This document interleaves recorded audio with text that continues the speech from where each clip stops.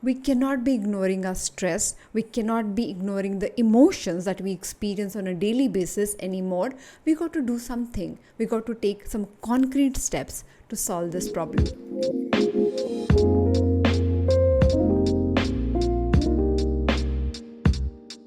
Thank you so much for joining me one more time on the Absolutely Right podcast. On our Friday episode, we talk about one concern, one challenge, one issue that you have and resolve it with some hack, a tool, a method. And I use this very, very powerful handwritten journaling technique to solve that problem. So I ask you a solution-oriented question, then we do the Kama Sutra stroke practice, and then you set a timer for just 15 minutes to use handwritten journaling to see the deep diving effect of that whole process. Today's conversation is about mental and emotional fitness. Did you say fitness? Oh, then how fitness is about mind and thoughts and feelings? Isn't it about your body and building correct muscles and using right diet and having a great shape?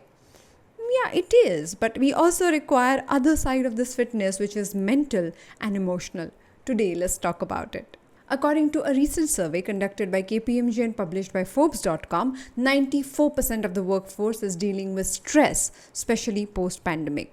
According to them, 78% people reported that their mental health has deteriorated.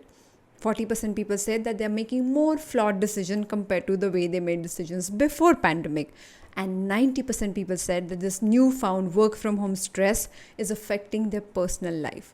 Now, these are our red flags. We cannot be ignoring our stress. We cannot be ignoring the emotions that we experience on a daily basis anymore. We got to do something. We got to take some concrete steps to solve this problem. According to this best-selling author, investor, entrepreneur, podcaster Tim Ferriss, who by the way wrote this book, 4-Hour Work Week, he says, fortunately, 10x results do not require 10x efforts. Big changes can come in small packages. It is the small things done consistently that are the big things. That is relieving in a way because we can actually take the toughest problem that you have that is bothering and preoccupying your mind all the time and resolve it by creating a routine, a method that you can chew, that you can dissolve, that you can use every single day as your little routine for your mental and emotional workout. Let me give you 5 quick reasons to consider mental and emotional fitness as your everyday routine. First, how to stay calm under pressure. Like a professional athlete, you and I can train our minds to be functional under stress, actually strive under pressure, and move to the best possible solution without collapsing. And how do we do that? By creating a routine, by addressing our emotions in a specific manner. Point number 2, reset. You require reset for your computer, you require reset for your phone, you require reset for your body. Similarly, we require reset for our minds because no matter who you are, when you are preoccupied, your mind is not functioning at its best.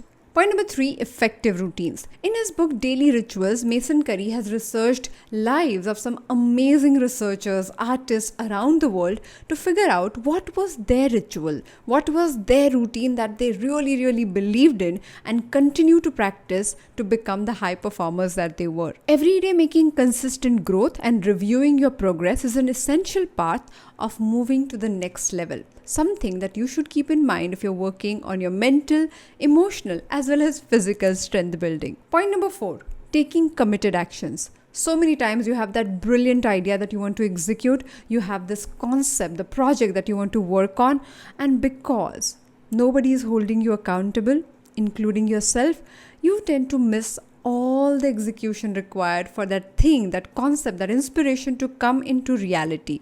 Now, that's why we require a method where you start holding yourself slightly more accountable than ever before to actually perform on your inspirations. Point number 5, cultivating growth mindset. Now, this is a game changer. In her book Mindset, Carol Dweck speaks about fixed mindset and growth mindset. She says, you are in charge of your mind.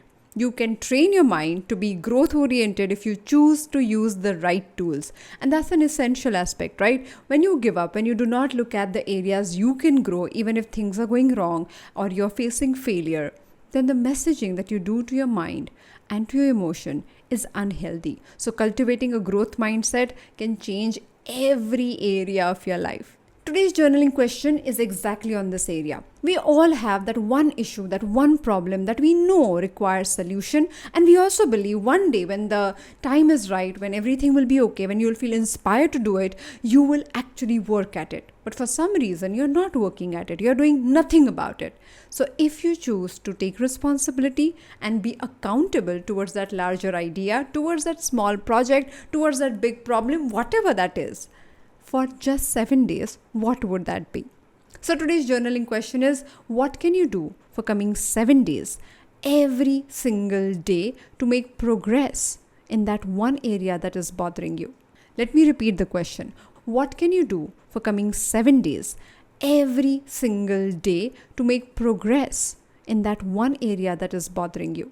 When you will ask this question to yourself and start journaling, you will have multiple answers to choose from. Because most of the time we have answers to the problem that is bothering us. We have been asking that question for a very long time. The only issue is not being accountable to take action or move forward. So when you consciously commit to taking action to resolve that problem, things become very, very different. Do it only for 7 days and then tell me, how do you feel about that same issue? Do you feel overwhelmed? Do you feel you are in charge of the situation? Do you feel, oh, it was tough, but I think I made some progress? It doesn't matter what the result is. What matters is that you hold yourself accountable and take action, because you require to build the trust with yourself and believe in your words so much that when you say you can do something, when you say I'm responsible for something, your mind, your body, your emotions truly believe you. That's an essential part of building your self-belief and the calmness that you require to build. So the process of journaling on the Absolutely Right podcast is based on 3 steps, as I mentioned. First, you'll ask this question again one more time in your mind to yourself. Second, before responding to the question, you're going to move to the Kama Sutra S-stroke practice and do an entire page of this calming, beautiful S-stroke. And third, set a timer for just 15 minutes and write everything that comes to your mind. And this is like opening a floodgate. You might think of things that are absolutely not related, but for those 15 minutes, do not edit, do not alter, do not censor anything. Just write non-stop. And once your thoughts are on paper, look at the best possible option that you're going to implement for coming 7 days and stick to that routine and tell me how you feel about it. In the last 18 months, we have had so many people who are doing journaling every day, who have cultivated this as their routine.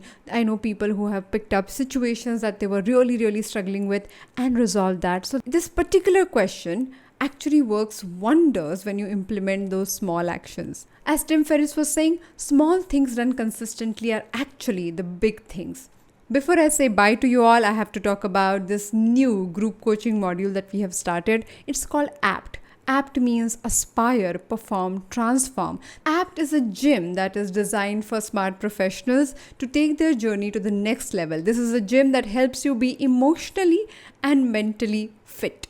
And that is my commitment. More I think about it, I cannot tell you how exciting it is to research about high performers, their routines, their ways, their hacks, their methods, something that we have been doing on the Absolutely Right podcast for the longest time, and bring all of that under one roof and teach this program for 52 weeks. This is like a year-long program. You can join in, jump in at any point in time.